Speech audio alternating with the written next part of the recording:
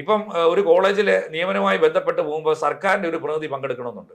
2021 Kottarakkara saint Gregorios കോളേജിന്റെ ഒരു നിയമനവുമായി ബന്ധപ്പെട്ട് കൊമേഴ്സ് വിഭാഗം നിയമനവുമായി ബന്ധപ്പെട്ടിട്ട് സർക്കാരിന്റെ പ്രതിനിധി പോയത് എങ്ങനെയെന്ന് അറിയോ?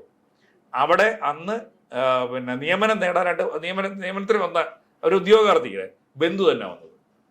അത് പാടില്ലെന്ന് വ്യക്തമായ നിയമമുണ്ട്. ഒരു സർക്കാർ ഉദ്യോഗസ്ഥ, അതും സർക്കാരിന്റെ എനിക്കൊന്ന് അഡീഷണൽ സെക്രട്ടറി പദവി വഹിക്കുന്നത്. അപ്പോൾ ഈ സർക്കാരിന് 3 ലക്ഷം നിയമനങ്ങളൊന്നുള്ള കണക്കോ? അത് ഏത് ഊതിപ്പരിപ്പിച്ച കണക്കായിരിക്കും കേട്ടാ. ഇപ്പൊ നമ്മൾ കണ്ടതല്ലേ ഈ പറയുന്ന റാങ്ക് ലിസ്റ്റ് എത്ര എണ്ണം ഔട്ടായി പോക്കുന്ന ഒരെണ്ണം വന്നോ? CPO റാങ്ക് ഹോൾഡേഴ്സ് എത്ര എണ്ണത്തിന്റെ പോയേക്കുന്നത്?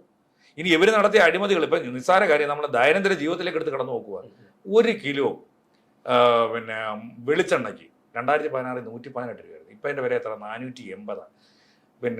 1 യൂണിറ്റ് വൈദ്യുതിക്ക് 2.5 രൂപയായിരുന്നു. അതിപ്പോ എത്ര എന്നറിയോ? 6 രൂപ 50 പൈസയായിട്ട് മാറ്റി. അത് 2016 നമുക്കറിയാം. അതൊരു പർച്ചേസ് പെർ പാരിറ്റി വെച്ച് കമ്പയർ ചെയ്യാനാണ് സർക്കാർ. അല്ല, അതനുസരിച്ച് അതിനകത്തൊക്കെ വേതനങ്ങൾ വർദ്ധിപ്പിച്ചു കൊടുക്കേണ്ടത്. അപ്പോ തിയറി വെച്ച് കറക്റ്റ് നോക്കുകയാണെങ്കിൽ അതനുസരിച്ച് കാര്യങ്ങളോട് ഇന്ത്യയിൽ തന്നെ തൊഴിലാളികൾക്ക് ഏറ്റവും കൂടുതൽ വേതനം നൽകുന്ന സംസ്ഥാനം കേരളമാണെന്നാണ് പറയുന്നത്. അല്ല, അങ്ങനെ ഞാൻ ചോദിക്കുന്നത് അങ്ങനെയാണെന്നുണ്ടെങ്കിൽ നികുതികൾ കൂട്ടുന്നില്ലേ? അതനുസരിച്ച് അവർ നിയമനങ്ങൾ നടത്തിയിട്ടുണ്ടോ?